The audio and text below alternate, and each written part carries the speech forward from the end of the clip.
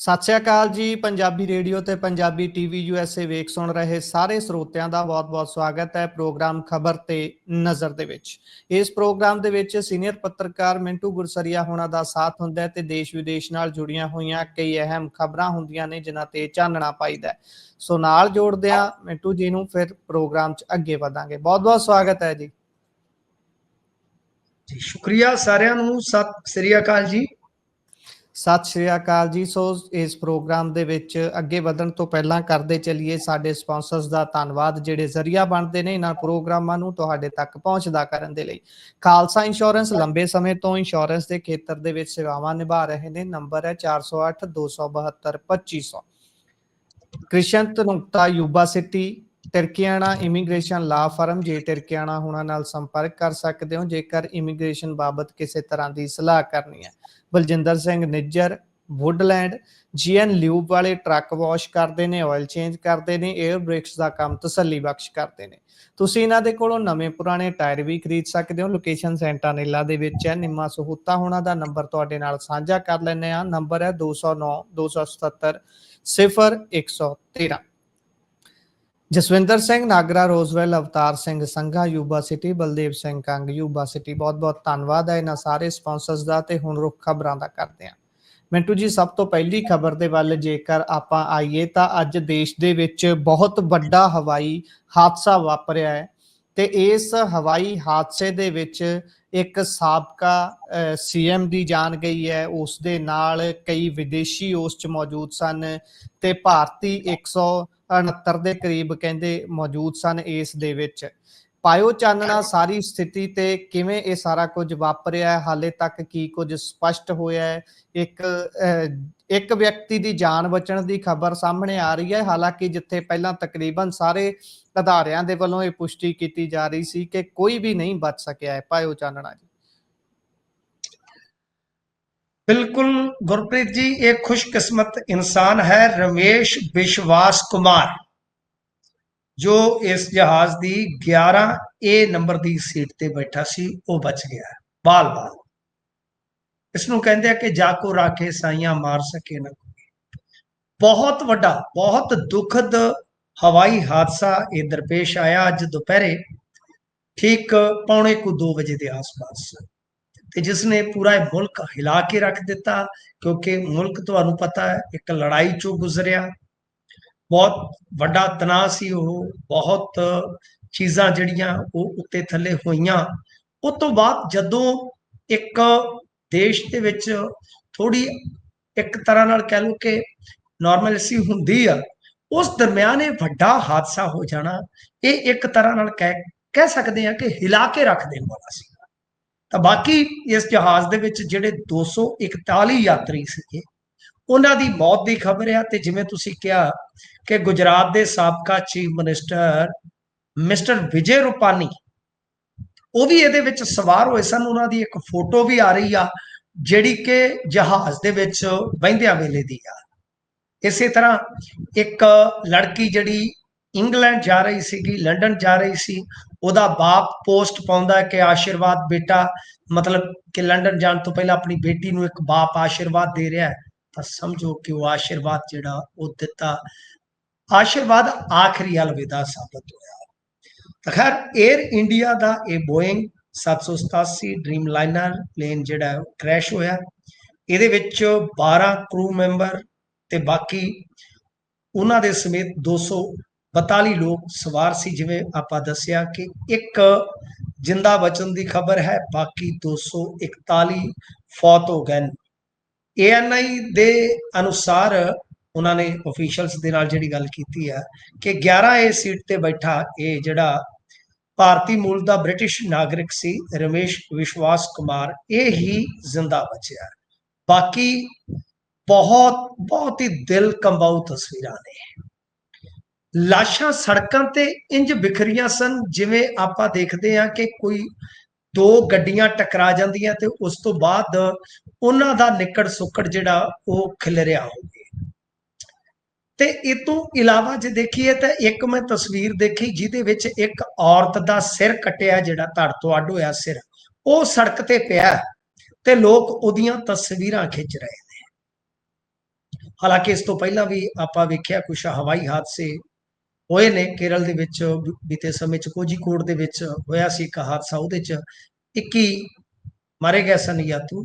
ਪਰ ਇਹ ਇੱਕ ਦਿਲ ਕੰਬਾਊ, ਕਿਉਂਕਿ ਇਹਦੀ ਜੇ ਤੁਸੀਂ ਦੇਖੋਗੇ ਸਾਰੀ ਦੀ ਸਾਰੀ ਜਿਵੇਂ ਹੀ ਇਹਨੇ ਉਡਾਨ ਭਰੀ, ਨਾਲ ਦੀ ਨਾਲ ਦੱਸਦੇ ਆ ਕਿ ਜਿਹੜਾ ਪਾਇਲਟ ਸੀਗਾ ਉਸਨੇ ਜੀ ਕਾਲ ਕੀਤੀ ਹੈ, ਐਮਰਜੈਂਸੀ ਦੀ ਕਾਲ ਕੀਤੀ ਹੈ, ਤੇ ਉਸ ਤੋਂ ਬਾਅਦ ਇਹ ਜਹਾਜ਼ ਥੱਲੇ ਨੂੰ ਡਿੱਗਦਾ ਹੈ, ਤੁਸੀਂ ਵਿਜ਼ੂਅਲ ਦੇਖ ਸਕਦੇ ਹੋ। ਉਸ ਤੋਂ ਬਾਅਦ ਇੱਕ ਹੋਸਟਲ ਹੈ ਜਿਹੜਾ, ਜਿਹਦੇ ਵਿੱਚ ਦੱਸਦੇ ਕਿ ਡਾਕਟਰ ਵੀ ਸਨ ਕੁਝ ਉਸ ਵੇਲੇ ਇੰਟਰਨ ਕਰ ਰਹੇ, ਤਾਂ ਉਸ ਇਮਾਰਤ ਦੇ ਵਿੱਚ ਜਾ ਵੱਜਦਾ, ਜਾ ਫਸਦਾ, ਤੇ ਫਿਰ ਤੁਹਾਨੂੰ ਪਤਾ ਅੱਗ ਦੇ ਗੋਲੇ 'ਚ ਤਬਦੀਲ ਹੋ ਜਾਂਦਾ ਹੈ।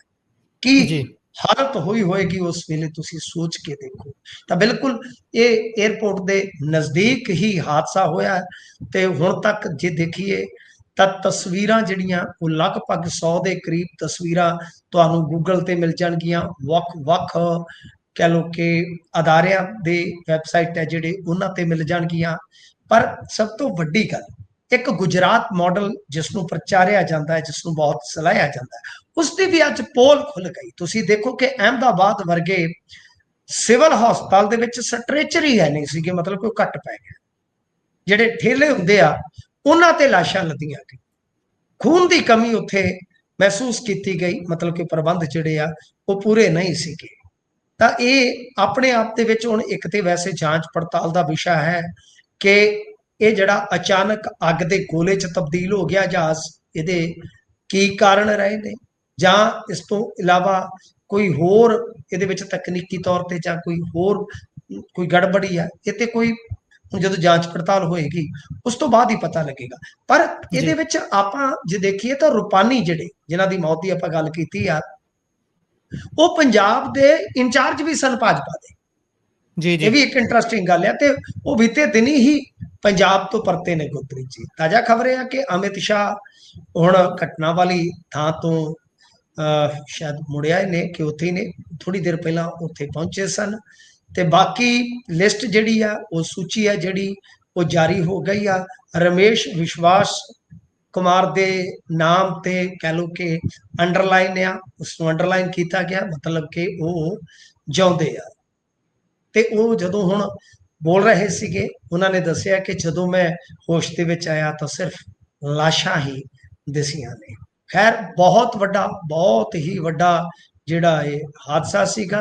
에ਅਰ ਇੰਡੀਆ ਹਾਦਸੇ ਤੇ ਟਾਟਾ ਗਰੁੱਪ ਨੇ ਐਕਸ ਕਵਰ ਪੇਜ ਹੈ ਜਿਹੜਾ ਉਹ ਬਲੈਕ ਕੀਤਾ। ਪੂਰੇ ਦੇਸ਼ ਦੇ ਵਿੱਚ ਇਸ ਵੇਲੇ ਸ਼ੋਕ ਦੀ ਲਹਿਰ ਹੈ। ਵਿਜੇ ਰੂਪਾਨੀ ਦਾ ਆਖਰੀ ਵੀਡੀਓ ਜਿਹੜਾ ਉਹ ਵੀ ਜਨਤਕ ਹੋ ਗਿਆ।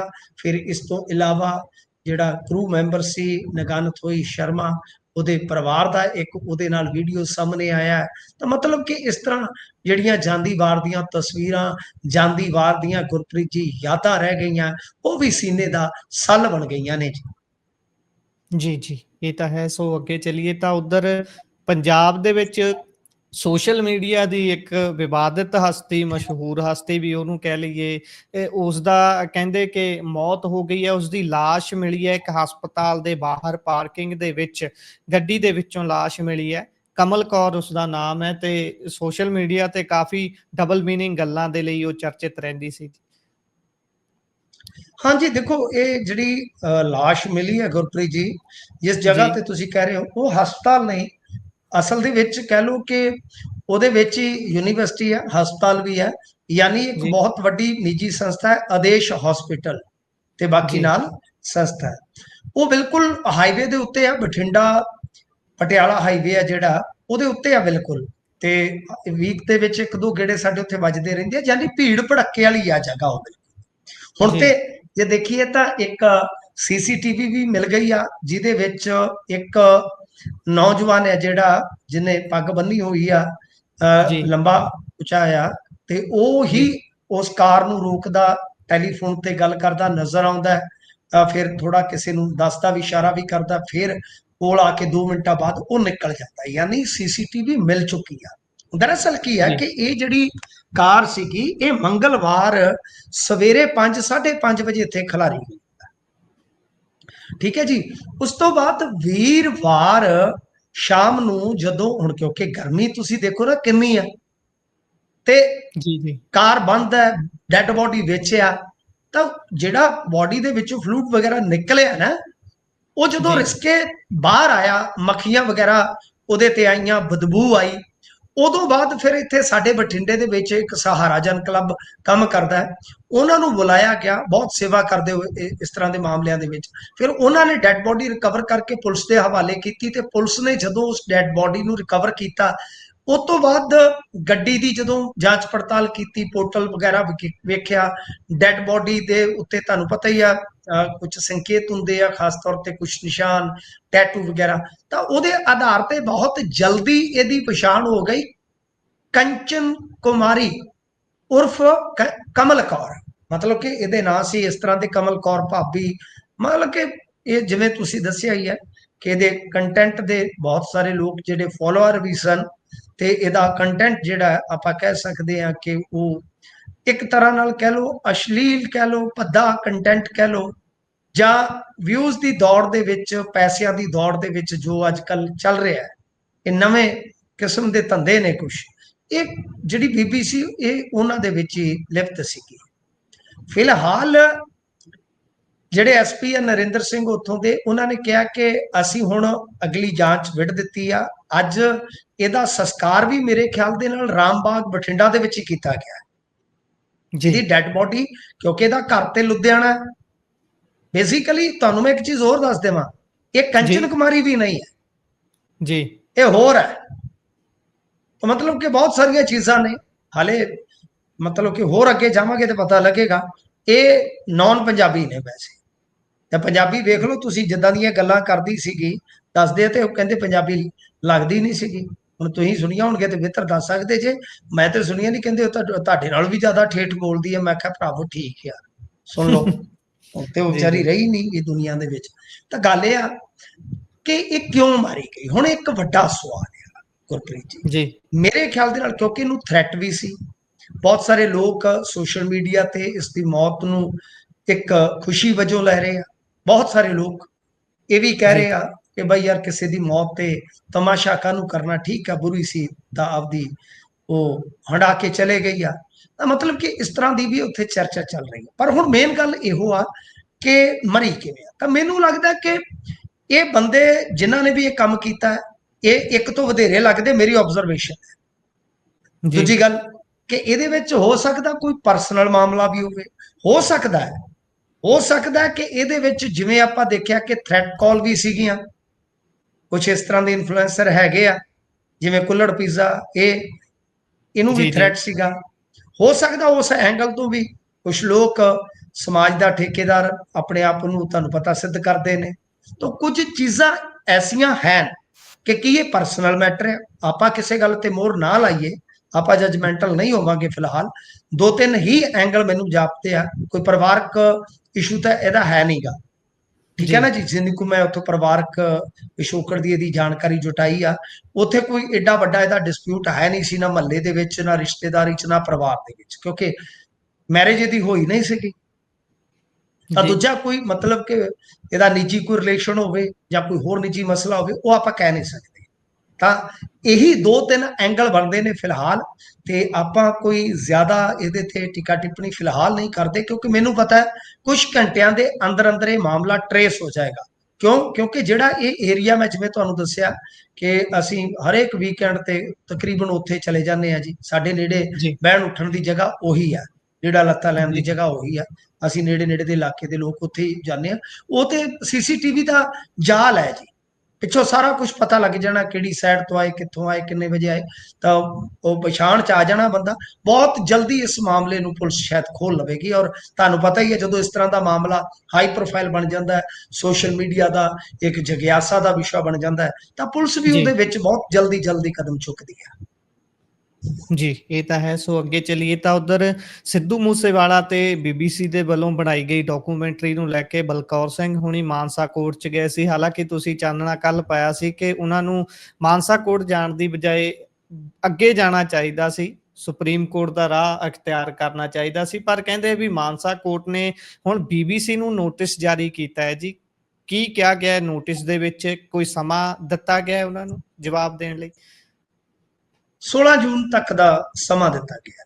ਦੇਖੋ ਗੁਰਪ੍ਰੀਤ ਜੀ ਇਹਨਾਂ ਚੀਜ਼ਾਂ ਦਾ ਨਾ ਤਜਰਬਾ ਹੈ ਸਾਨੂੰ ਕਿ ਜਿਹੜੀ ਹੁਣ ਦੇਖੋ 16 ਨੂੰ ਸੁਣਵਾਈ ਹੋਏਗੀ, ਉਹਨਾਂ ਨੇ ਜਵਾਬ ਦੇਣਾ, ਜਵਾਬ ਜੀ ਤੇ ਜੀ ਫਿਰ ਆਰਗੂਮੈਂਟ ਹੋਏਗਾ, ਆਰਗੂਮੈਂਟ ਤੋਂ ਬਾਅਦ ਅਦਾਲਤ ਕੋਈ ਫੈਸਲਾ ਲਵੇਗੀ। ਤਾਂ ਤੁਸੀਂ ਸੋਚ ਕੇ ਦੇਖੋ ਕਿੰਨਾ ਸਮਾਂ ਪੈ ਗਿਆ, ਕਿੰਨੇ ਹਫ਼ਤੇ ਪੈ ਗਏ। ਲੈਟਸ ਜੀ ਸਪੋਜ਼ BBC ਨੂੰ ਕਿਹਾ ਜਾਂਦਾ ਕਿ ਆਪਣੀ ਡਾਕੂਮੈਂਟਰੀ ਹਟਾਓ, ਜੀ ਤਦ ਤੱਕ BBC ਨੇ ਜੋ ਗੇਨ ਕਰਨਾ ਸੀ ਉਹ ਕਰ ਲਿਆ, ਜੀ ਠੀਕ ਹੈ ਨਾ ਜੀ। ਤੇ ਫਿਰ ਆਰਡਰ ਕੀ ਉਹ ਕੱਲੇ ਇੰਡੀਆ ਵਾਸਤੇ ਹੋਏਗਾ ਜਾਂ ਪੂਰੇ ਵਰਲਡ ਦੇ ਵਿੱਚ, ਕਿਉਂਕਿ ਉਹਨਾਂ ਦਾ ਤਾਂ ਨੈਟਵਰਕ ਵਰਲਡ ਲੈਵਲ ਦਾ, ਵਰਲਡ ਵਾਈਡ ਹੈ, ਜੀ ਜੀ ਇਹ ਵੀ ਦੇਖਣਾ ਹੋਏਗਾ। ਤਾਂ ਇਸੇ ਕਰਕੇ ਮੈਂ ਤੁਹਾਨੂੰ ਕਿਹਾ ਸੀਗਾ ਕਿ ਜੇ ਸ਼ਾਇਦ ਉੱਥੇ ਜਾਂਦੇ ਤਾਂ ਤੱਤ ਫਟ ਸਟੇ ਹੋ ਜਾਂਦਾ। ਹੇਠਲੀ ਅਦਾਲਤ ਗਏ, ਪਟੀਸ਼ਨ ਤਿਆਰ ਕੀਤੀ, ਤਾਂ ਸੁਣਵਾਈ ਦੇਖੋ ਤੁਸੀਂ, ਜਦੋਂ ਉਹ ਚੱਲ ਗਈ ਆ ਸਾਰੀ, ਉਸ ਤੋਂ ਬਾਅਦ ਹੋਈ ਆ, ਤਾਂ ਹੁਣ BBC ਜਵਾਬ ਦੇਵੇਗਾ। ਹੋ ਸਕਦਾ ਹੈ BBC ਸਮਾਂ ਮੰਗ ਲਵੇ ਕਿ ਭਾਈ 16 ਤੋਂ ਸਾਡਾ ਜਿਹੜਾ ਕੋਈ ਸਮਾਂ ਹੋਰ ਵਧਾਇਆ ਜਾਵੇ। ਤਾਂ ਇਸ ਹਮ, ਹਾਲਾਤ ਦੇ ਵਿੱਚ ਇੱਕ ਤੇ ਹੈ ਕਿ ਬਲਕੌਰ ਸਿੰਘ ਸਿੱਧੂ ਵਾਸਤੇ ਵੱਖ-ਵੱਖ ਕਾਨੂੰਨੀ ਮੋਰਚੇ ਖੁੱਲ ਰਹੇ ਹਨ। ਸਿੱਧੂ ਮੂਸੇਵਾਲੇ ਦਾ ਕੇਸ, ਮਨਜਿੰਦਰ ਮਾਖੇ ਦੀ ਕਿਤਾਬ, ਹੁਣ ਇਹ ਦਸਤਾਵੇਜ਼ੀ ਫਿਲਮ, ਕਈ ਹੋਰ ਚੀਜ਼ਾਂ ਆਉਣ ਵਾਲੇ ਸਮੇਂ 'ਚ ਹੋ ਸਕਦਾ ਹੈ ਕਿ ਲੀਗਲੀ ਉਹਨਾਂ ਨੂੰ ਫਾਈਟ ਕਰਨੀਆਂ ਪੈਣ, ਐਸਾ ਮੇਰਾ ਮੰਨਣਾ ਹੈ ਗੁਰਪ੍ਰੀਤ ਜੀ। ਦੂਜੀ ਗੱਲ ਕਿ ਇਸ ਡਾਕੂਮੈਂਟਰੀ ਨੂੰ ਬਲਕੌਰ ਸਿੰਘ ਸਿੱਧੂ ਕਿਉਂ ਰੋਕ ਰਹੇ ਸੀ, ਮੇਰੇ ਖਿਆਲ ਦੇ ਨਾਲ ਉਹਨਾਂ ਨੂੰ ਪਤਾ ਸੀਗਾ ਕਿ BBC ਇਹਦੇ ਵਿੱਚ ਕੀ ਪੇਸ਼ ਕਰੇਗਾ। ਤਾਂ ਜੀ BBC ਨੇ ਸਿੱਧੇ ਤੌਰ ਤੇ ਕਹਿ ਲਓ ਕਿ ਇੱਕ ਤੇ ਇਹ ਆ ਕਿ ਸਿੱਧੂ ਮੂਸੇਵਾਲੇ ਨੂੰ ਜੋੜਿਆ ਕਿ ਇਹਦੀ ਨੇੜਤਾ ਲਾਰੈਂਸ ਤੋਂ ਇਲਾਵਾ ਬੰਬੀਆ ਗਰੁੱਪ ਦੇ ਗੈਂਗਸਟਰਾਂ ਨਾਲ ਸੀ, ਜੀ ਜਿਹਦੀ ਚਰਚਾ ਬਹੁਤ ਵੱਡੇ ਪੱਧਰ ਤੇ ਸਾਡੇ ਇਲਾਕੇ 'ਚ ਘੱਟੋ ਘੱਟ ਹੈ। ਗੁਰਪ੍ਰੀਤ ਜੀ, ਜੇ ਤੁਸੀਂ ਆ ਕੇ ਇੱਧਰ ਆਫ ਦੀ ਰਿਕਾਰਡ ਕਿਸੇ ਨੂੰ ਪੁੱਛੋਗੇ, ਕਿਸੇ ਨੂੰ ਵੀ, ਜੀ ਤਾਂ ਉਹ ਕਹੇਗਾ ਕਿ ਐਸੀਆਂ ਗੱਲਾਂ ਸੁਣੀਆਂ ਨੇ ਜੀ। ਤਾਂ ਮਤਲਬ ਕਿ ਉਹ ਹੁਣ ਇੱਕ ਚਰਚਾ ਹੁੰਦਾ ਹੈ, ਕਿਸੇ ਕੋਲ ਕੋਈ ਐਵੀਡੈਂਸ ਨਹੀਂ ਹੁੰਦਾ, ਕੋਈ ਸਾਹਮਣੇ ਆ ਕੇ ਬੋਲ ਨਹੀਂ ਪਾਉਂਦਾ, ਪਰ ਜੀ ਜੀ ਇੱਕ ਹੋ ਜਾਂਦਾ ਫਿਰ ਮੁੜ ਕੇ ਉਹ ਦਸਤਾਵੇਜ਼ ਬਣ ਜਾਂਦਾ ਹੈ ਨਾ, ਦਸਤਾਵੇਜ਼ੀ ਫਿਲਮ, ਉਹਨੂੰ ਕੋਟ ਕੀਤਾ ਜਾਂਦਾ ਹੈ, ਉਹਨੂੰ ਹਰ ਥਾਂ ਵਰਤਿਆ ਜਾਂਦਾ। ਔਰ BBC ਦੀ ਤੁਹਾਨੂੰ ਪਤਾ ਹੈ ਜਿਹੜੀ ਇਸ ਤਰ੍ਹਾਂ ਦੀ ਰਿਪੋਰਟ ਹੁੰਦੀ ਆ ਉਹ ਇੱਕ ਡਾਕੂਮੈਂਟ ਬਣ ਜਾਂਦਾ ਹੈ। ਸੋ ਇਸ ਜੀ ਵਾਸਤੇ ਇਹਨਾਂ ਨੂੰ ਪਤਾ ਸੀਗਾ ਕਿ ਇਹ ਚੀਜ਼ਾਂ ਪੇਸ਼ ਕੀਤੀਆਂ ਜਾ ਸਕਦੀਆਂ, ਕਿਉਂਕਿ ਮੈਨੂੰ ਪਤਾ ਹੈ ਕਿ ਕੁਝ ਪੱਤਰਕਾਰਾਂ ਨੇ ਪੈਰ ਪਿਛਾਂ ਖਿੱਚ ਲਏ ਸਨ। BBC ਨੇ ਅਪਰੋਚ ਕੀਤਾ ਸੀਗਾ, ਉਹਨਾਂ ਨੇ ਆਪਣੇ ਰਾਈਟਸ ਵੀ ਨਹੀਂ ਸਨ ਦਿੱਤੇ ਇਹਨਾਂ ਨੂੰ ਵਿਜ਼ੂਅਲ ਵਾਸਤੇ, ਜੋ ਸਿੱਧੂ ਮੂਸੇਵਾਲੇ ਨੇ ਉਹਨਾਂ ਨਾਲ ਇੰਟਰਵਿਊ ਵਗੈਰਾ ਕੀਤੀਆਂ ਸੀਗੀਆਂ। ਤਾਂ ਉਹਨਾਂ ਨੂੰ ਯਾਨੀ ਜਦੋਂ ਅਪਰੋਚ ਕੀਤਾ, ਇਹਨਾਂ ਨੂੰ ਅਪਰੋਚ ਕੀਤਾ, ਤਾਂ ਇਹਨਾਂ ਨੂੰ ਸਾਰੀ ਕਹਾਣੀ ਦਾ ਪਤਾ ਲੱਗ ਗਿਆ ਸੀਗਾ ਕਿ ਦਰਅਸਲ ਇਹਦੇ ਵਿੱਚ ਕੀ ਹੋਣ ਜਾ ਰਿਹਾ। ਇਹਦੇ ਚ ਕੰਵਰ ਜੋਤੀ ਉਰਾਂ ਤੋਂ ਲੈ ਕੇ ਸਿੱਧੂ ਮੂਸੇਵਾਲਾ, ਵਿੱਕੀ ਮਿੱਡੂ ਖੇੜਾ, ਉਹ ਸਾਰਿਆਂ ਦੀ ਜ਼ਿੰਦਗੀ ਨੂੰ ਛੋਹਿਆ ਗਿਆ। ਇਸ ਜੀ ਵਾਸਤੇ ਮੈਂ ਸਮਝਦਾ ਕਿ ਜਿਹੜੀ ਗੱਲ ਬਲਕੌਰ ਸਿੰਘ ਸਿੱਧੂ ਰੋਕਣੀ ਚਾਹੁੰਦੇ ਸੀ, ਉਹ ਗੱਲ ਫਿਲਹਾਲ ਬਹੁਤ ਦੂਰ ਤੱਕ ਚਲੇ ਗਈ ਹੈ। ਜੀ। ਸੋ ਅਗਲੀ ਖਬਰ ਤੇ ਜੇਕਰ ਆਪਾਂ ਚੱਲੀਏ ਤਾਂ ਉਧਰ ਕਰਨਲ ਬਾਠ ਦੀ ਪਤਨੀ ਗਵਰਨਰ ਨੂੰ ਇੱਕ ਵਾਰ ਫਿਰ ਤੋਂ ਮਿਲੇ ਨੇ। ਮੈਂ ਦੇਖ ਰਿਹਾ ਸੀ ਪਰਸੋਂ ਚੌਥਾ ਉਹ ਲੁਧਿਆਣੇ ਦੇ ਵਿੱਚ ਵੀ ਸਰਕਾਰ ਦੇ ਖਿਲਾਫ ਮੋਰਚਾ ਖੋਲੀ ਖੜੇ ਸੀ, ਨਾਲ ਕਈ ਸਾਬਕਾ ਫੌਜ ਦੇ ਸੈਨਿਕ ਕਹਿ ਲਈਏ ਉਹਨਾਂ ਦੇ ਨਾਲ ਮੌਜੂਦ ਸੀ। ਤੇ ਇਹ ਗੱਲ ਕਿੱਥੇ ਕੁ ਤੱਕ ਅਪੜੀ ਹੈ ਜੀ ਨਾਲ? ਦੇਖੋ ਗੁਰਪ੍ਰੀਤ ਜੀ, ਲੁਧਿਆਣੇ ਦੇ ਵਿੱਚ ਹੁਣ ਇੱਕ ਤੇ ਇਹ ਆ ਕਿ ਜੇ ਮੰਨ ਲਓ ਇਦਾਂ ਇਹ ਪਹੁੰਚਦੇ ਆ, ਤਾਂ ਇਹਦਾ ਮਤਲਬ ਇਹ ਆ ਕਿ ਭਾਰਤੀ ਜਨਤਾ ਪਾਰਟੀ ਨੂੰ ਫਾਇਦਾ ਹੋਏਗਾ ਇਸ ਚੀਜ਼ ਦਾ। ਕਿਉਂ? ਜੀ ਕਿਉਂਕਿ ਫੌਜ ਨਾਲ ਜੁੜੀ ਜਾਂ ਫੌਜੀ ਨਾਲ ਜੁੜੀ ਜਿਹੜੀ ਕੋਈ ਵੀ ਇਸ ਤਰ੍ਹਾਂ ਦੀ ਕਾਰਵਾਈ ਆ, ਕੋਈ ਵੀ ਇਸ ਤਰ੍ਹਾਂ ਦੀ ਗਤੀਵਿਧੀ ਹੈ, ਤੇ ਆਪਾਂ ਨੂੰ ਪਤਾ ਹੈ ਕਿ ਫਿਲਹਾਲ ਉਹ ਭਾਰਤੀ ਜਨਤਾ ਪਾਰਟੀ ਬਣਾਉਣਾ ਜਾਣਦੀ ਹੈ ਉਸ ਨੂੰ ਰਾਸ਼ਟਰਵਾਦ ਦੇ ਨਾਮ ਤੇ। ਦੂਜੀ ਗੱਲ ਕਿ ਗਵਰਨਰ ਸਾਹਿਬ ਤੁਹਾਨੂੰ ਪਤਾ ਹੀ ਆ ਭਾਰਤੀ ਜਨਤਾ ਪਾਰਟੀ ਦੇ ਹੀ ਅਪੁਆਇੰਟ ਕੀਤੇ ਆ, ਤੇ ਅੱਜ ਕੱਲ ਉਹ ਕਾਫੀ ਜ਼ਿਆਦਾ ਐਕਟਿਵਿਜ਼ਮ ਜਿਹੜਾ ਹੈ ਉਹ ਵਿਖਾਉਂਦੇ ਨੇ। ਤਾਂ ਬੀਬੀ ਜੀ ਉਹਨਾਂ ਨੂੰ ਮਿਲੇ ਨੇ, ਤੇ ਵੇਖੋ ਕਮਾਲ ਦੀ ਗੱਲ ਆ ਕਿ ਜੋ SIT ਆ ਉਹਨੇ ਆਪਣਾ ਕੰਮ ਸ਼ੁਰੂ ਕੀਤਾ, ਕੱਲ ਉਹ ਢਾਬੇ ਤੇ ਆ ਕੇ ਜਾਂਚ ਪੜਤਾਲ ਕਰ ਰਹੀ ਸੀ ਜਿੱਥੇ ਸਾਰਾ ਕੁਝ ਹੋਇਆ। ਤਾਂ ਇੱਕ ਜੀ ਪਾਸੇ ਹਾਈ ਕੋਰਟ ਦੀ ਬਣਾਈ ਚੰਡੀਗੜ੍ਹ ਪੁਲਿਸ ਆਧਾਰਿਤ SIT ਜਾਂਚ ਕਰ ਰਹੀ ਆ, ਪਰ ਦੂਜੇ ਪਾਸੇ ਬੀਬੀ ਸ਼ਿਕਾਇਤ ਲੈ ਕੇ ਜੇ ਜਾਂ ਕੋਈ ਹੋਰ ਗੱਲਬਾਤ ਲੈ ਕੇ, ਕਿਉਂਕਿ ਮੈਨੂੰ ਖੁੱਲੇ ਰੂਪ ਦੇ ਵਿੱਚ ਪਤਾ ਨਹੀਂ ਹੈ ਬੀਬੀ ਜੀ ਨੇ ਜਾ ਕੇ ਉੱਥੇ ਕੀ ਮੰਗ ਕੀਤੀ ਹੈ ਨਵੇਂ ਤੌਰ ਤੇ, ਪਰ ਜੇ ਉਹ ਉੱਥੇ ਜਾਂਦੇ ਨੇ ਤੇ ਇਹਦਾ ਮਤਲਬ ਇਹ ਆ ਕਿ ਇਹਨਾਂ ਨੇ ਮੰਗ ਤੇ ਘੱਟੋ ਘੱਟ ਇਹੋ ਕੀਤੀ ਹੋਏਗੀ ਕਿ ਜਿਹੜੇ ਦੋਸ਼ੀ ਆ ਉਹਨਾਂ ਨੂੰ ਗ੍ਰਿਫਤਾਰ ਕੀਤਾ ਜਾਵੇ। ਜੀ ਠੀਕ ਜੀ ਹੈ ਨਾ? ਕਿਉਂ? ਕਿਉਂਕਿ ਜਿਵੇਂ ਇੰਸਪੈਕਟਰ ਰੌਨੀ ਸਿੰਘ ਸੀਗੇ, ਇੰਸਪੈਕਟਰ ਰੌਨੀ ਸਿੰਘ ਜ਼ਮਾਨਤ ਵਾਸਤੇ ਚਾਰਾਜੋਈ ਕਰਦੇ ਆ, ਉਤਲੀ ਅਦਾਲਤ, ਫਿਰ ਹੇਠਲੀ ਅਦਾਲਤ, ਫਿਰ ਉਸ ਤੋਂ ਬਾਅਦ ਮਤਲਬ ਕਿ ਹਾਈ ਕੋਰਟ ਜਾਂਦੇ ਆ ਤਾਂ ਹਾਈ ਕੋਰਟ ਫਿਰ ਉਹਨਾਂ ਦੀ ਜ਼ਮਾਨਤ ਰਿਜੈਕਟ ਕਰ ਦਿੰਦਾ ਹੈ, ਪਰ ਅੱਜ ਤੱਕ ਉਹ ਗ੍ਰਿਫਤ ਤੋਂ ਬਾਹਰ ਨੇ। ਠੀਕ ਹੈ ਨਾ? ਖਾਸ ਤੌਰ ਤੇ ਬਠਿੰਡੇ ਵਾਲਾ ਮਾਮਲਾ ਜੇ ਤੁਸੀਂ ਦੇਖੋਗੇ ਤਾਂ ਉੱਥੇ ਵੀ ਇਹੋ ਆ ਕਿ ਨਰਿੰਦਰਦੀਪ ਦਾ ਜੋ ਮਾਮਲਾ ਸੀ ਉਹਦੇ ਵਿੱਚ ਪੁਲਿਸ ਵਾਲਿਆਂ ਤੇ ਪਰਚਾ ਤੇ ਦਰਜ ਕਰ ਦਿੱਤਾ, ਪਰ ਗ੍ਰਿਫਤਾਰੀ ਕਿੱਥੇ ਹੈ? ਤਾਂ ਜੀ ਹੁਣ ਜੀ ਇਹੋ ਹੀ ਆ ਕਿ 4 ਨਾਮਜ਼ਦ ਪੁਲਿਸ ਅਧਿਕਾਰੀ ਉਹ ਕਿੱਥੇ ਆ? ਇਹੀ ਮੁੱਦਾ ਮੇਰੇ ਖਿਆਲ ਦੇ ਨਾਲ ਉੱਠਿਆ ਹੋਵੇਗਾ ਨਾ ਕਿ ਭਾਈ ਇਹਨਾਂ 4 ਦੇ ਅਰੈਸਟ ਵਾਰੰਟ ਜਾਰੀ ਕਰੋ। ਜੀ ਤਾਂ ਹੁਣ ਦੇਖਦੇ ਆ ਕਿ ਭਾਈ ਗਵਰਨਰ ਦੀ ਮਿਲਣੀ ਤੋਂ ਬਾਅਦ ਕੀ ਕੁਝ ਨਵੀਂ ਡਿਵੈਲਪਮੈਂਟ ਹੁੰਦੀ ਹੈ, ਜਾਂ ਆਪਾਂ ਦੇਖੀਏ ਜਿਵੇਂ ਤੁਸੀਂ ਜ਼ਿਕਰ ਕੀਤਾ ਹੀ ਆ ਕਿ ਲੁਧਿਆਣਾ ਪੱਛਮੀ ਚੋਣ ਦੇ ਮੱਦੇਨਜ਼ਰ ਜਿਹੜੀ ਜ਼ਿਮਨੀ ਚੋਣ ਆ ਕਿ ਉਸ ਦੇ ਮੱਦੇਨਜ਼ਰ ਕੁਝ ਐਕਸਟਰਾ ਆਰਡੀਨਰੀ ਹੋ ਸਕਦਾ ਹੈ। ਇਹ ਵੀ ਜੀ ਤਾਂ ਸੋਚਣ ਵਾਲੀ ਗੱਲ ਹੈ ਨਾ। ਤਾਂ ਦੇਖਦੇ ਹਾਂ, ਦਿਲਚਸਪ ਹੈ। ਪਰ ਮੈਂ ਜਿਵੇਂ ਤੁਹਾਨੂੰ ਦੱਸਿਆ ਕਿ ਰੌਨੀ ਸਿੰਘ ਦੀ ਜ਼ਮਾਨਤ ਅਰਜ਼ੀ ਜਿਹੜੀ ਸੀ ਉਹ ਖਾਰਜ ਹੋ ਗਈ, ਪਰ ਰੌਨੀ ਸਿੰਘ ਕਿੱਥੇ ਨੇ, ਦੂਸਰੇ ਕਿੱਥੇ ਨੇ, ਕਿਸੇ ਨੂੰ ਵੀ ਕੋਈ ਅਤਾ ਪਤਾ ਨਹੀਂ। ਤਾਂ ਉੱਥੋਂ ਸਾਫ਼ ਹੋ ਜਾਂਦਾ ਹੈ ਕਿ ਪੰਜਾਬ ਸਰਕਾਰ ਜਿਹੜੀ ਹੈ ਉਹ ਆਪਣੇ ਅਧਿਕਾਰੀਆਂ ਨੂੰ, ਅਸੀਂ ਇਹ ਨਹੀਂ ਕਹਿੰਦੇ ਕਿ ਗਲਤੀ ਪਹਿਲਾਂ ਕਿਸ ਦੀ ਬਾਅਦ ਚ ਕਿਸ ਦੀ, ਜੋ ਵੀ ਹੋਇਆ ਉਹ ਸਭ ਦੇ ਸਾਹਮਣੇ ਆ ਕਿ ਕਰਨਲ ਨੂੰ ਕਿਸ ਤਰ੍ਹਾਂ ਕੁੱਟਿਆ ਗਿਆ, ਉਹ ਤਾਂ ਚਲੋ ਜਾਂਚ ਜੀ ਪੜਤਾਲ ਚੱਲ ਰਹੀ ਹੈ, ਜੋ ਵੀ ਤੱਥ ਸਾਹਮਣੇ ਆਉਣਗੇ ਉਹਨਾਂ ਦੀ ਰੌਸ਼ਨੀ 'ਚ ਗੱਲ ਕਰਾਂਗੇ। ਪਰ ਇਹ ਤੇ ਸਾਫ਼ ਹੈ ਕਿ ਆਪਣੇ ਪੁਲਿਸ ਅਧਿਕਾਰੀਆਂ ਨੂੰ ਸ਼ਾਇਦ ਪੰਜਾਬ ਸਰਕਾਰ ਇਹ ਸਮਝਦੀ ਆ ਕਿ ਇਹਨਾਂ ਦਾ ਕੋਈ ਦੋਸ਼ ਨਹੀਂ, ਜਾਂ ਜੇ ਦੋਸ਼ੀ ਹੈਗੇ ਵੀ ਆ ਤਾਂ ਅਸੀਂ ਇਹਨਾਂ ਦਾ ਵਾਲ ਵਿੰਗਾ ਨਹੀਂ ਹੋਣ ਦੇਣਾ, ਤਾਂ ਹੀ ਪੈਰ ਪੈਰ ਤੇ ਉਹਨਾਂ ਦੀ ਮਦਦ ਜਿਹੜੀ ਆ ਉਹ ਕੀਤੀ ਜਾਂਦੀ ਹੈ। ਜੀ ਉਧਰ ਲੁਧਿਆਣਾ ਬਾਈ ਇਲੈਕਸ਼ਨ ਦੇ ਉੱਪਰ ਹੀ ਆਪਾਂ ਜੇਕਰ ਆਈਏ ਤਾਂ ਅਹਿਮ ਕੈਂਡੀਡੇਟ ਜਿਹੜਾ ਕਾਂਗਰਸ ਦੇ ਵੱਲੋਂ ਆਸ਼ੂ ਹੁਣੀ, ਉਹਨਾਂ ਦੀ ਕਹਿੰਦੇ ਵੀ ਜ਼ਮਾਨਤ ਅਰਜ਼ੀ ਖਾਰਜ ਹੋ ਗਈ ਹੈ। ਕੀ ਹੁਣ ਇਹਨਾਂ ਨੂੰ ਡਰ ਸਤਾਊਗਾ ਜੀ ਗ੍ਰਿਫਤਾਰੀ ਦਾ? ਨਹੀਂ, ਜੀ ਇਹ ਤੇ ਸਗੋਂ ਮਜ਼ਬੂਤ ਹੋ ਗਿਆ ਅੱਗੇ ਨਾਲੋਂ। ਤੁਹਾਨੂੰ ਯਾਦ ਹੋਣਾ ਇੱਕ ਸਕੂਲ ਦਾ ਰੌਲਾ ਸੀਗਾ ਪਿਛਲੇ ਦਿਨੀ ਜਿਹਦੀ ਸਮਨਿੰਗ ਨੂੰ ਲੈ ਕੇ ਬੜਾ ਚੱਕਰ ਚੁੰਡਾ ਚੱਲਿਆ। ਜੀ ਜੀ ਦਰਅਸਲ ਕੀ ਆ ਕਿ 4.5 ਕਿੱਲੇ ਜ਼ਮੀਨ ਇੱਕ ਸਕੂਲ ਨੂੰ ਦਿੱਤੀ ਜਾਂਦੀ ਆ, ਇਸੇ ਹੀ ਹਲਕੇ ਦਾ ਸਕੂਲ ਸੀ। ਜੀ ਉਸ ਸਕੂਲ ਦੇ ਵਿੱਚ ਗਾ ਕੁਝ ਮਤਲਬ ਕਿ ਕਾਰੋਬਾਰੀ ਗਤੀਵਿਧੀਆਂ ਸ਼ੁਰੂ ਕਰ ਦਿੱਤੀਆਂ ਜਾਂਦੀਆਂ, ਮਸਲਨ ਇੱਕ ਨਿੱਜੀ ਪਲੇਵੇ ਸਕੂਲ ਖਲਵਾ ਦਿੱਤਾ ਜਾਂਦਾ ਹੈ, ਜਦਕਿ ਉਹ ਜੀ 4 ਪੁਆਇੰਟ ਕੁਝ ਕਨਾਲਾਂ ਯਾਨੀ 4 ਏਕੜ 4 ਕਿੱਲੇ ਤੇ ਕੁਝ ਕਨਾਲਾਂ ਜਿਹੜੀ ਜ਼ਮੀਨ ਸੀ ਉਹ ਸਿਰਫ ਵਿਦਿਅਕ ਕਾਰਜਾਂ ਵਾਸਤੇ ਦਿੱਤੀ ਗਈ ਸੀ। ਜੀ ਤਾਂ ਉਹ ਮਾਮਲਾ ਦਰਜ ਹੋਇਆ ਕੁਝ ਮਹੀਨੇ ਪਹਿਲਾਂ, ਜਿਹਦੇ ਚ ਆਸ਼ੂ ਨੂੰ ਸਮਨਿੰਗ ਤੇ ਫਿਰ ਸਮਨਿੰਗ ਤੋਂ ਬਾਅਦ ਸਮਨਿੰਗ ਦੀ ਵਾਪਸੀ ਤੇ ਉਸ ਤੋਂ ਬਾਅਦ ਐਸਐਸਪੀ ਦੀ ਬਲੀ, ਇਹ ਸਾਰਾ ਕੁਝ ਹੋਇਆ। ਹੁਣ ਆਸ਼ੂ ਨੂੰ ਇਉਂ ਲੱਗਦਾ ਸੀਗਾ ਕਿ ਚੱਲਦੀ ਚੋਣ ਦੇ ਵਿੱਚ ਕਿਤੇ ਮੇਰੇ ਗੁੱਟਾਂ ਨੂੰ ਹੱਥ ਕੜੀ ਨਾ ਲਾ ਦੇਣ ਕਿ ਆ ਮਾਸੀ ਦੇ ਪੁੱਤਾਂ ਦਈਏ ਚਾਹ ਨਾਲ ਆਂਡਾ। ਇਹ ਗਿਆ ਚਲਾ ਕੋਰਟ ਕਿ ਮੈਨੂੰ ਅਗਰਿਮ, ਜਿਹਨੂੰ ਆਪਾਂ ਅਗਾਊ ਜ਼ਮਾਨਤ ਕਹਿੰਦੇ ਆ, ਕਿ ਉਹ ਦੇ ਦਿਓ, ਐਂਟੀਸਿਪੇਟਰੀ ਬੇਲ ਜਾਂ ਇੰਟਰਮ ਬੇਲ ਕਹਾਂਗੇ ਸ਼ਾਇਦ ਇਸ। ਤਾਂ ਉਹਦੇ ਚ ਕੀ ਹੁੰਦਾ ਹੈ ਕਿ ਅਗਾਊ ਜ਼ਮਾਨਤ ਕੋਰਟ ਨੇ ਨਹੀਂ ਦਿੱਤੀ। ਉਹਨਾਂ ਨੇ ਆਖਿਆ ਕਿ ਜਿਹੜੇ ਵਿਜੀਲੈਂਸ ਤੇ ਡੀਐਸਪੀ ਆ ਵਿਨੋਦ ਜੀ, ਉਹ ਤੇ ਆ ਕੇ ਕਹਿ ਰਹੇ ਆ ਕਿ ਅਸੀਂ ਤੇ ਇਹਨਾਂ ਨੂੰ ਨਾਮਜ਼ਦ ਹੀ ਨਹੀਂ ਕੀਤਾ। ਹੁਣ ਤੁਸੀਂ ਸੋਚ ਕੇ ਦੇਖੋ ਕਿ ਸਰਕਾਰ ਦੀ ਇਹ ਜਿਹੜੀ ਫਜ਼ੀਅਤ ਹੈ ਕਿੰਨੀ ਵੱਡੀ ਆ ਕਿ ਵਿਜੀਲੈਂਸ ਜਾ ਕੇ ਕਹਿੰਦੀ ਆ ਕਿ ਆਸ਼ੂ ਦਾ ਤਾਂ ਭਾਈ ਕੋਈ ਨਾਮੋ ਨਿਸ਼ਾਨੀ ਹੈ ਨਹੀਂ ਕਿ ਨਾਮਜ਼ਦਗੀ ਪਰਚੇ ਦੇ ਵਿੱਚ, ਜੀ ਜੋ ਅਸੀਂ ਪਰਚਾ ਕੱਟਿਆ ਉਹਦੀ ਨਾਮਜ਼ਦਗੀ ਦੇ ਵਿੱਚ ਇਹਨਾਂ ਦਾ ਨਾਮੋ ਨਿਸ਼ਾਨੀ।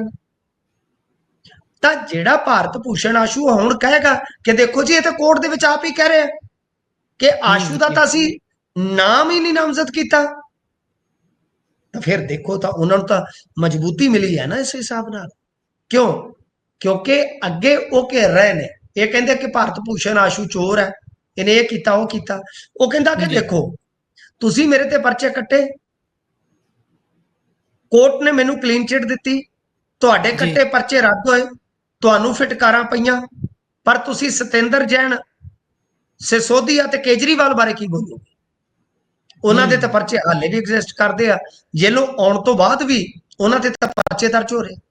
ਭਾਰਤ ਜੀ ਭੂਸ਼ਣ ਜੀ ਆਸ਼ੂ ਕੋਲ ਤੇ ਭੱਥੇ 'ਚ ਇੱਕ ਤੀਰ ਹੋਰ ਆ ਗਿਆ ਨਾ, ਕਿ ਤੁਹਾਡੀ ਜੀ ਜੀ ਖੁਦ ਦੀ ਵਿਜੀਲੈਂਸ ਸਰ ਕਹਿ ਰਹੀ ਹੈ ਕਿ ਭਾਈ ਅਸੀਂ ਤੇ ਇਹਨੂੰ ਪਰਚੇ 'ਚ ਨਾਮਜ਼ਦ ਹੀ ਨਹੀਂ ਕੀਤਾ। ਤਾਂ ਇਸ ਕਰਕੇ ਮੇਰੇ ਖਿਆਲ ਦੇ ਨਾਲ ਭਾਰਤ ਭੂਸ਼ਣ ਆਸ਼ੂ ਨੂੰ ਕਹਿ ਲਓ ਕਿ ਜਿਵੇਂ ਕਿਵੇਂ ਵੀ ਆ, ਕਿਤੇ ਨਾ ਹਾਲਾਤਾਂ ਦਾ ਫਾਇਦਾ ਮਿਲਦਾ ਨਜ਼ਰ ਆ ਰਿਹਾ ਗੁਰਪ੍ਰੀਤ ਜੀ। ਜੀ। ਸੋ ਇਹੋ ਜੀ ਸਥਿਤੀ ਜਿੱਦਾਂ ਦੀ ਉੱਥੇ ਬਣੀ ਹੋਈ ਹੈ ਇਸ ਸਮੇਂ ਲੁਧਿਆਣਾ ਇਲੈਕਸ਼ਨ 'ਚ, ਉੱਥੇ ਨਿੱਕੀ ਚੀਜ਼ ਦਾ ਫਾਇਦਾ ਕਿਸ ਤਰੀਕੇ ਦੇ ਨਾਲ ਹਰ ਕੋਈ ਚੱਕ ਰਿਹਾ, ਇਹ ਸਾਰੇ ਦੇਖ ਰਹੇ ਨੇ। ਵੈਸੇ ਵੀ ਉਹ ਜਿਹੜਾ ਲੁਧਿਆਣਾ ਪੱਛਮੀ ਦਾ ਏਰੀਆ ਹੈ ਇਸ ਸਮੇਂ ਉਹ ਇੱਕ ਤਰੀਕੇ ਦੇ ਨਾਲ ਧਰਨਿਆਂ ਦਾ ਗੜ੍ਹ ਬਣਿਆ ਹੋਇਆ ਹੈ।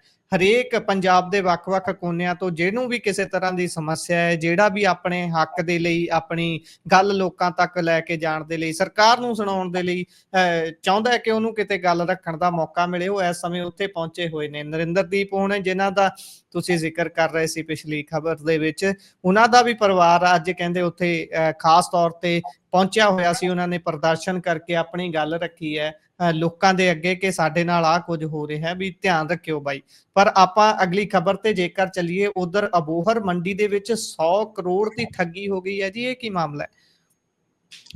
ਦੇਖੋ ਇਹ ਵੀ ਬੜੇ ਹੈਰਾਨਗੀ ਦਾ ਵਿਸ਼ਾ ਹੈ ਗੁਰਪ੍ਰੀਤ ਜੀ।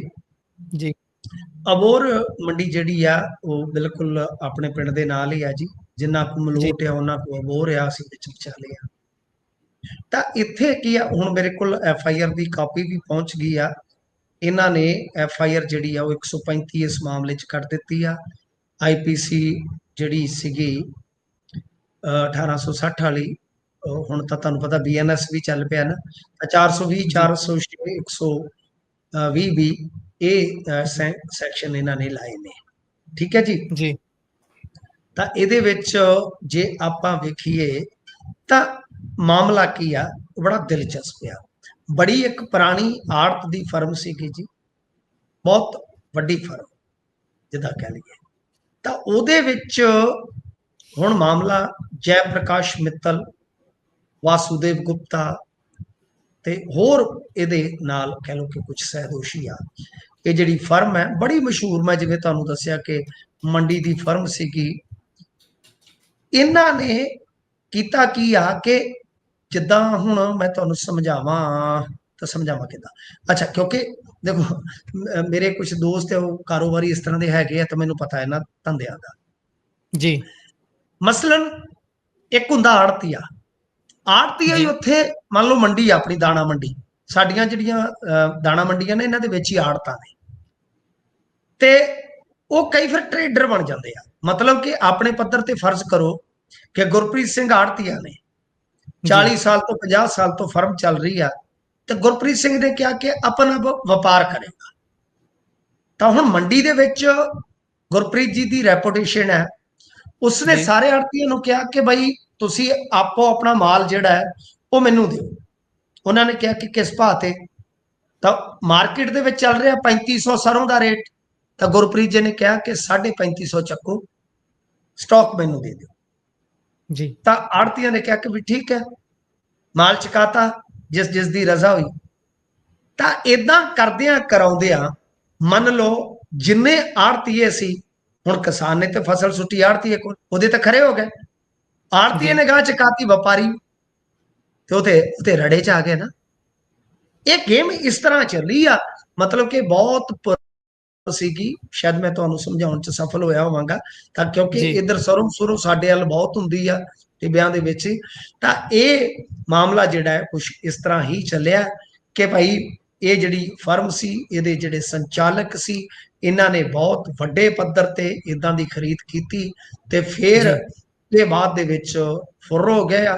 ਦੱਸਦੇ ਕਿ ਆਪਣੀ ਜਿਹੜੀ ਆ ਪ੍ਰਾਪਰਟੀ ਵੀ ਕਿਤੇ ਨਾ ਕਿਤੇ ਇਹਨਾਂ ਨੇ ਥੋੜੇ ਦਿਨ ਪਹਿਲਾਂ ਇੱਥੋਂ ਵੇਚੀ ਆ। ਦਿੱਲੀ ਦੇ ਵਿੱਚ ਕੰਮਕਾਰ ਇਹਨਾਂ ਨੇ ਪਹਿਲਾਂ ਹੀ ਸੈੱਟ ਕਰ ਲਿਆ ਸੀਗਾ। ਹੁਣ ਇਹਨਾਂ ਦੇ ਘਰ ਦੇ ਅੱਗੇ ਧਰਨਾ ਲੱਗਾ। ਇਹ ਧਰਨਾ ਵੀ ਇਸ ਕਰਕੇ ਲੱਗਾ, ਇਹਦੇ ਵਿੱਚ ਵੀ ਮੈਂ ਤੁਹਾਨੂੰ ਦੱਸ ਦੇਣਾ ਕਿ ਤੁਹਾਡੇ ਭਰਾ ਨੂੰ ਥੋੜਾ ਕ੍ਰੈਡਿਟ ਦਿੱਤਾ ਜਾ ਸਕਦਾ, ਕਿਉਂਕਿ ਅੱਜ ਦੁਪਹਿਰ ਤੱਕ ਜਿਹੜੇ ਵਿਚਾਰੇ ਠੱਗੀ ਦੇ ਸ਼ਿਕਾਰ ਹੀ ਸੀ, ਉਹ ਮੇਰੇ ਕੋਲ ਰੋ ਰਹੇ ਸੀ ਕਿ ਉਲਟਾ ਸਾਡੇ ਤੇ ਮਾਮਲਾ, ਯਾਨੀ ਉਹਨਾਂ ਦੇ ਘਰ ਦੇ ਅੱਗੇ ਧਰਨਾ ਲਾਉਣ ਦਾ ਹੀ ਦਰਜ ਕੀਤਾ ਜਾ ਰਿਹਾ ਸਾਡੇ ਉੱਤੇ ਹੀ ਜੀ। ਤਾਂ ਦੁਪਹਿਰੇ ਅਸੀਂ ਰੌਲਾ ਪਾਇਆ ਕਿ ਭਾਈ ਅਬੋਹਰ ਦੇ ਵਿੱਚ ਤਾਂ ਆਹ ਕਾਂਡ ਹੋ ਗਿਆ। ਤਾਂ ਫਿਰ ਆ ਉਹਨਾਂ ਹੀ ਸੱਜਣਾ ਨੇ ਹੁਣ ਮੈਨੂੰ ਜਦੋਂ ਤੁਹਾਡੇ ਨਾਲ ਮੈਂ ਗੱਲ ਕਰ ਰਿਹਾ ਤਾਂ FIR ਸੈਂਡ ਕਰ ਦਿੱਤੀ ਆ ਕਿ ਲਓ ਜੀ FIR ਕੱਟੀ ਗਈ, ਪਰ ਬਹੁਤ ਵੱਡੀ ਠੱਗੀ ਆ। ਇੱਕ ਰਫਲੀ ਅੰਕੜਾ ਆਪਾਂ ਲੈ ਲਈਏ ਕਿ 100 ਕਰੋੜ ਹੋ ਸਕਦਾ, ਤੇ ਕੁਝ ਉਹਨਾਂ ਦੇ ਜਿਹੜੇ ਦਾਅਵੇ ਆ ਪੀੜਤਾਂ ਦੇ, ਉਹ ਕਹਿੰਦੇ ਕਿ ਇਹ ਜੀ ਰਕਮ ਜਿਹੜੀ ਆ 100 ਤੋਂ 500 ਕਰੋੜ ਦੇ ਵਿਚਾਲੇ ਵੀ ਹੋ ਸਕਦੀ ਹੈ। ਜੀ। ਸੋ ਉਧਰ ਇੱਕ ਐਡਵੋਕੇਟ ਜਨਾਬ ਹੁਣੀ ਗਿਰਫਤ ਚ ਆਏ ਨੇ, ਉਹ ਵੀ ਮਾਮਲਾ ਬੜਾ ਸੰਗੀਨ ਹੈ। ਪੱਟੀ ਏਰੀਏ, ਸ਼ਾਇਦ ਤਰਨਤਾਰਨ ਏਰੀਏ ਦਾ ਇਹ ਮਾਮਲਾ ਹੈ। ਬਰੂਨੋ ਬਰੂਨੋ ਉਹਨਾਂ ਦਾ ਨਾਮ ਹੈ। ਨਾਮ ਵੀ ਬੜਾ ਦਿਲਚਸਪ ਹੈ ਤੇ ਕੰਮ ਉਸ ਹਾਂ ਤੋਂ ਵੀ ਦਿਲਚਸਪ ਨੇ। ਪਾਇਓ ਚਾਨਣਾ। ਨਾ ਬਰੂਨੋ ਹੈ ਤੇ ਕੰਮ ਇਹ ਤੇ ਬਰੂਸਲੀ ਵਰਗੇ ਹੀ ਆ। ਬਰੂਸਲੀ ਮਤਲਬ ਕਿ ਐਕਸ਼ਨ ਵਾਲਾ, ਉਹ ਨਹੀਂ, ਜੀ ਉਹ ਤੇ ਬਰੂਸਲੀ ਦੀ ਬਰਾਬਰੀ ਨਹੀਂ ਕੀਤੀ ਜਾ ਸਕਦੀ। ਵੀ ਆਪਾਂ ਕਹਿ ਜੀ ਸਕਦੇ ਕੰਮ ਹੈ, ਨਾਮ ਐਡਵੋਕੇਟ ਬਰੂਨੋ ਤੇ ਕੰਮ ਜੀ ਐਕਸ਼ਨ ਵਾਲੇ, ਯਾਨੀ ਜੀ ਬਰੂਸਲੀ ਨਾਲ ਤੁਲਨਾ ਕਿਸੇ ਦੀ ਨਹੀਂ ਕੀਤੀ ਜਾ ਸਕਦੀ। ਉਹ ਤਾਂ ਲੈਜੈਂਡ ਆਦਮੀ ਸੀ, ਉਹ ਤੇ ਜੀ ਜੀ ਸਦੀਆਂ ਚ ਕੋਈ ਇੱਕ ਜਾ। ਤਾਂ ਗੱਲ ਇਹ ਆ ਕਿ ਇਹ ਐਕਸ਼ਨ ਚ ਆ ਗਿਆ ਨਾ ਬਰੂਨੋ ਬਾਈ। ਇਹਨਾਂ ਜੀ ਦੇ ਪਰਿਵਾਰ ਦੀ ਪੱਟੀ ਦੇ ਜੀ ਵਿੱਚ ਵੀ ਮੇਰੇ ਬਹੁਤ ਯਾਰ ਮਿੱਤਰ ਰਹਿੰਦੇ ਆ ਜੀ। ਜੀ ਪੱਟੀ ਦੇ ਵਿੱਚ ਇਹ ਫੈਮਿਲੀ ਜਿਹੜੀ ਆ ਨਾ, ਬਹੁਤ ਹੀ ਰੈਪੂਟੇਟਡ ਫੈਮਿਲੀ ਆ, ਜੀ ਜਿਹਦੀ ਰੈਪੂਟੇਸ਼ਨ ਜਿਹੜੀ ਆ ਨਾ ਬਹੁਤ ਹੀ ਜ਼ਬਰਦਸਤ ਆ। ਇਹਦਾ ਬਾਪ ਪੱਟੀ ਦਾ ਸਿਰੇ ਦਾ ਵਕੀਲ, ਇਹਦਾ ਭਰਾ ਹੂੰ PSPCL ਦੇ ਵਿੱਚ ਵੱਡਾ ਅਫਸਰ ਆ। ਜੀ ਇਹ ਪਤਾ ਨਹੀਂ ਬਰੂਨੋ ਕਿਸ ਤਰ੍ਹਾਂ ਦਾ ਨਿਕਲਿਆ। ਇਹਨੇ ਤੇ ਪੱਟੂ ਨੇ ਆਪਦੇ ਘਰੋਂ ਹੀ ਫਰੌਤੀ ਮੰਗਵਾਤੀ, ਯਾਨੀ ਵਸੂਲੀ, ਆਪਦੇ ਜੀ ਮਿੱਤਰ ਗੈਂਗਸਟਰ ਨੂੰ ਕਹਿ ਕੇ ਕਿ ਵੀਰੇ ਕਰੋੜ ਕੋ ਲੈ ਲਾ ਘਰਦਿਆਂ ਤੋਂ, 20 ਲੱਖ ਮੈਨੂੰ ਦੇ ਦੀ, ਫਲਾਣਾ ਬੈਂਕ ਲੁੱਟ ਲਾ, ਉਹਦੇ ਚੋਂ ਇੰਨੇ ਮੈਨੂੰ ਦੇ ਦੀ, ਹੂੰ ਤੇ ਆਪਦੇ ਘਰ ਤੇ ਗੋਲੀਆਂ ਵੀ ਆਪ ਚਲਵਾ ਲੀਆਂ ਕਿ ਮੈਨੂੰ ਸਿਕਿਉਰਿਟੀ ਵੀ ਦਵਾ ਦੇ। ਉਹ ਜਿਨ੍ਹਾਂ ਨੇ ਜੀ ਗੋਲੀਆਂ ਚਲਾਈਆਂ ਸੀ ਉਹ ਇਤਫਾਕਨ ਬੰਦੇ ਫੜੇ ਗਏ, ਬਰੂਨੋ ਹੋਰਾਂ ਦੀ ਪੋਲ ਖੁੱਲ ਗਈ। ਪਰ ਤੁਸੀਂ ਹਿਸਾਬ ਲਾ ਲਓ, ਐਡੀ ਪੜ੍ਹੀ ਲਿਖੀ ਫੈਮਿਲੀ, ਐਡਾ ਵੱਡਾ ਪੇਸ਼ਾ, ਇੰਨਾ ਅਵੇਅਰ ਵਿਅਕਤੀ, ਕਿਹੜੇ ਕਰਤੂਤਾਂ ਚ ਕਿਹੜੇ ਪੱਟੀ ਸੱਚਮੁੱਚ ਮੰਡੀ ਜਿਹੜੀ ਹੈ ਨਾ ਸੋਨਿਆ, ਯਾਰ ਜੀ ਬਰੂਨੋ ਨੇ ਆ ਕੀ ਕੀਤਾ। ਸੋ ਇਹ ਬਹੁਤ ਕਹਿ ਲੋ ਕਿ ਰਸੂਖ ਵਾਲੀ ਫੈਮਿਲੀ ਸੀ, ਅੱਜ ਕਹਿ ਲੋ ਕਿ ਰੁਸਵਾ ਹੋ ਗਈ, ਬਦਨਾਮ ਹੋ ਗਈ। ਤਾਂ ਤੁਸੀਂ ਇਹ ਦੇਖੋ ਕਿ ਗੈਂਗਸਟਰਾਂ ਵਾਸਤੇ ਕਿੱਡੀ ਮੌਜ ਬਣੀ ਆ ਕਿ ਵਕੀਲ ਵੀ ਉਹਨਾਂ ਨੂੰ ਸਾਮੀਆਂ ਭਾਲ ਕੇ ਦਿੰਦੇ ਆ। ਜੇ ਸਾਮੀ ਨਾ ਮਿਲੇ ਤਾਂ ਕਹਿੰਦੇ ਕੋਈ ਗੱਲ ਨਹੀਂ ਹੈ, ਕੰਮ ਹੀ ਦੇਣਾ ਤੁਹਾਨੂੰ, ਤੁਹਾਡਾ ਘਰ, ਤੁਹਾਡੇ ਭਰਾ ਦਾ ਘਰ ਵੀ ਹਾਜ਼ਰ ਹੈ, ਲੈ ਲਓ। ਜੀ। ਸੋ ਬੜੀ ਮੰਦਭਾਗੀ ਇਹ ਗੱਲ ਹੈ। ਮਾਨਸਿਕਤਾ ਵੀ ਜੱਗ ਜ਼ਾਹਰ ਹੁੰਦੀ ਹੈ ਨਾ, ਵੀ ਭਾਈ ਇਹ ਨਹੀਂ ਗੱਲ ਹੁੰਦੀ ਵੀ ਸਿਰਫ ਜਿਹੜਾ ਗਰੀਬ ਹੈ, ਜਿਹੜਾ ਲਤਾੜਿਆ ਹੋਇਆ ਵਿਅਕਤੀ ਹੈ, ਉਹਦੀ ਇਹ ਮਾਨਸਿਕਤਾ ਹੋ ਸਕਦੀ ਵੀ ਉਹ ਕਿਤੇੋਂ ਕਹਿ ਲਈਏ ਵੀ ਪੀੜਿਆ ਹੋਇਆ, ਇਸ ਕਰਕੇ ਇਸ ਪੱਖ ਨੂੰ, ਇਸ ਪਾਸੇ ਨੂੰ ਜਾਂਦਾ ਹੈ। ਹੁਣ ਇਸ ਬੰਦੇ ਨੂੰ ਕੀ ਲੋੜ ਹੋਊਗੀ, ਇਹ ਵੀ ਇੱਕ ਮਨੋਵਿਗਿਆਨਕ ਗੱਲ ਹੈ ਨਾ, ਵਿਸ਼ਾ ਹੈ। ਸੋ ਪ੍ਰੋਗਰਾਮ ਦਾ ਸਮਾਂ ਇੱਥੇ ਸਮਾਪਤ ਹੁੰਦਾ ਹੈ। ਸੋ ਤੁਸੀਂ ਜੁੜੇ ਜਾਣਕਾਰੀਆਂ ਸਾਂਝੀਆਂ ਕੀਤੀਆਂ, ਬਹੁਤ ਬਹੁਤ ਧੰਨਵਾਦ ਮਿੰਟੂ ਜੀ। ਸ਼ੁਕਰੀਆ। ਸੋ ਇਹ ਸਨ ਸਾਡੇ ਨਾਲ ਮਿੰਟੂ ਗੁਰਸਰੀਆ ਜੀ। ਵੱਖ-ਵੱਖ ਖਬਰਾਂ ਤੇ ਪਾਇਆ ਚਾਨਣਾ। ਕਿਵੇਂ ਲੱਗਿਆ ਤੁਹਾਨੂੰ ਪ੍ਰੋਗਰਾਮ? ਆਪਣੇ ਵਿਚਾਰ, ਰਾਏ, ਟਿੱਪਣੀਆਂ ਜ਼ਰੂਰ ਸਾਂਝਾ ਕਰਿਓ। ਜੁੜੇ ਰਹੋ ਪੰਜਾਬੀ ਰੇਡੀਓ ਤੇ ਪੰਜਾਬੀ TV USA ਦੇ ਨਾਲ। ਪ੍ਰੋਗਰਾਮਾਂ ਦੀ ਲਗਾਤਾਰਤਾ ਇਸੇ ਤਰ੍ਹਾਂ ਦੇ ਨਾਲ ਬਰਕਰਾਰ ਰਹੇਗੀ। ਦਿਓ ਇਜਾਜ਼ਤ। ਧੰਨਵਾਦ। ਸਤਿ ਸ਼੍ਰੀ ਅਕਾਲ।